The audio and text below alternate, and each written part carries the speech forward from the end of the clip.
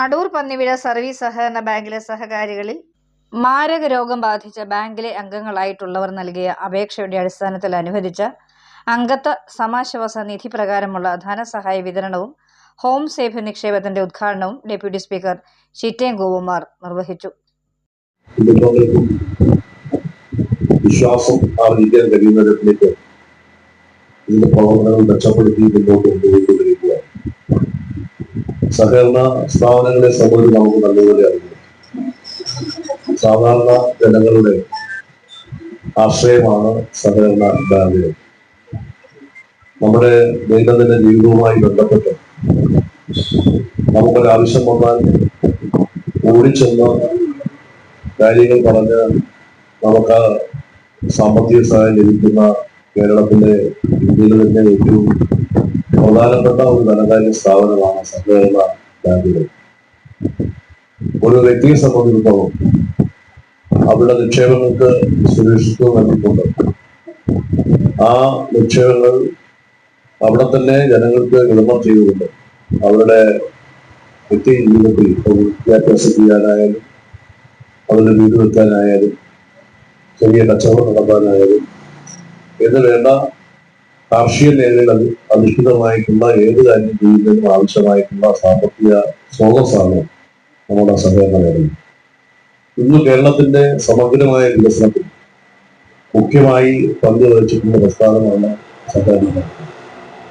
കാർഷിക മേഖലയടക്കം വ്യാവസായിക മേഖലയടക്കം ഇത് വലിയ മാറ്റങ്ങൾക്ക് തുടക്കം കൊടുക്കാൻ നമുക്ക് കഴിഞ്ഞിട്ടുണ്ട്. ഇന്ന് ഈ ധനകാര്യ സ്ഥാപനങ്ങൾ ഏറ്റവും മെച്ചപ്പെട്ട നിലയിലാണ്. ചികിത്സാ ധനസഹായ വിതരണ ഉദ്ഘാടനം അടൂർ സർക്കിൾ സഹകരണ യൂണിയൻ ചെയർമാൻ PV ഹർഷകുമാർ നിർവഹിച്ചു.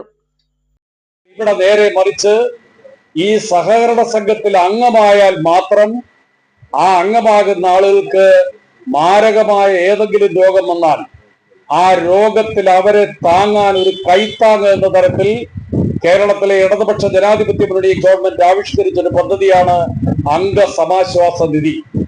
നമ്മുടെ നാട്ടിൽ ഹൃദ്രോഗമോ അതേപോലെ തന്നെ കരൾ രോഗം, അതേപോലെ തന്നെ വൃക്കരോഗം, അങ്ങനെ മറ്റെന്തെങ്കിലും ഹൃദ്രോഗം തുടങ്ങിയ വല്ലാത്ത അസുഖങ്ങൾ, വലിയ സാമ്പത്തിക ചെലവുള്ള അസുഖങ്ങൾ വന്നാൽ ആ രോഗിക്ക് ആ ചികിത്സയുടെ മുഴുവൻ ചെലവെന്നല്ല, ഒരു ചെറിയ കൈത്താങ്, വല്ലാതെ പ്രയാസപ്പെടുമ്പോൾ ഒരു ചെറിയ ആശ്വാസം കൊടുക്കാൻ കഴിയുന്ന അംഗ സമാശ്വാസ നിധി കേരളത്തിലെ ഇടതുപക്ഷ ജനാധിപത്യ മുന്നണി ഗവൺമെന്റ് നാട്ടിലെ സഹകരണ മേഖലയുമായി ബന്ധപ്പെട്ടിരിക്കുന്ന ആളുകളെ ഞാൻ ഒരു കാര്യം കൂടി സൂചിപ്പിക്കാം.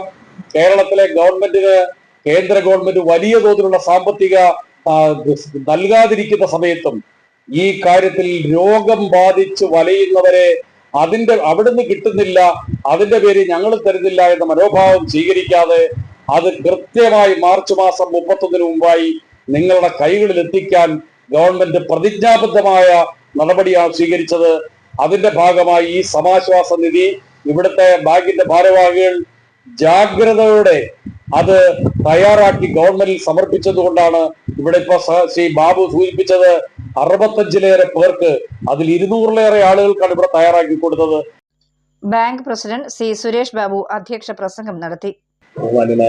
ഡെപ്യൂട്ടി സ്പീക്കർക്കും അതുപോലെ തന്നെ സർക്കിൾ യൂണിയന്റെ ചെയർമാൻ ശ്രീ PV ഹർഷകുമാർ രണ്ടുപേരും തിരക്കുള്ള പൊതുപ്രവർത്തകരാണ്. അവരെ രണ്ടുപേരെയും കാത്ത് പല ഇടങ്ങളിലായി ആളുകൾ കാത്തിരിക്കുന്നു. അതുകൊണ്ട് തന്നെ നമ്മളാണ് സമയം പാലിക്കേണ്ടിയിരുന്നത്. കൃത്യം 10 മണിക്ക് തന്നെ തുടങ്ങാൻ കഴിഞ്ഞിരുന്നെങ്കിൽ, നിങ്ങളെല്ലാവരും എത്തിച്ചേർന്നിരുന്നെങ്കിൽ കൃത്യമായി തുടങ്ങാൻ കഴിയുമായിരുന്നു. എന്തായാലും ഈ ചടങ്ങിനെ കുറിച്ചെല്ലാം നിങ്ങൾക്കറിയാം. നമ്മുടെ നിലനിൽപ്പിന് ആധാരമായ ഈ 1G വീണ്ടും നിങ്ങളിലേക്ക് എത്തിക്കുന്നു. അതിന്റെ ഉദ്ഘാടന ചടങ്ങ് കഴിഞ്ഞ ആഴ്ച മറ്റ് 3 ബ്രാഞ്ചുകളിലും നടത്തി കഴിഞ്ഞു. 1 2 അംഗങ്ങൾക്ക് സമാശ്വാസ നിധി നൽകുന്നതിന്റെ ചടങ്ങാണ് നടക്കേണ്ടത്. ഈ ചടങ്ങിലെത്തിയിരിക്കുന്ന മുഴുവൻ ആളുകളെയും ബാങ്ക് സെക്രട്ടറി MJ ബാബു സ്വാഗത പ്രസംഗം നടത്തി. നിക്ഷേപ സമാധാനവുമായി ബന്ധപ്പെട്ട് നമ്മൾ ഹോം സേഫ് നിക്ഷേപം എന്നൊരു പദ്ധതി ആവിഷ്കരിച്ച് നടപ്പിലാക്കുന്നുണ്ട്. നമ്മളിപ്പോൾ തന്നെ പല വീടുകളിലും അതിന്റെ ബോക്സ് വെച്ചിട്ടുണ്ട്. ഈ ചടങ്ങ് നമ്മൾ കൃത്യസമയത്ത് തന്നെ ആരംഭിച്ചുകൊണ്ട് നമ്മൾ ഈ ആനുകൂല്യം മേടിക്കേണ്ട പല ആൾക്കാരും ഇപ്പം തന്നെ എത്തിച്ചതാണ്. നമ്മൾ കഴിഞ്ഞ 2 ദിവസത്തിന് മുമ്പേ അവരെ വിളിച്ച് എല്ലാ വിവരങ്ങളും പറഞ്ഞാണ്. Adoor assistant registrar K Anil ആശംസാ പ്രസംഗം നടത്തി.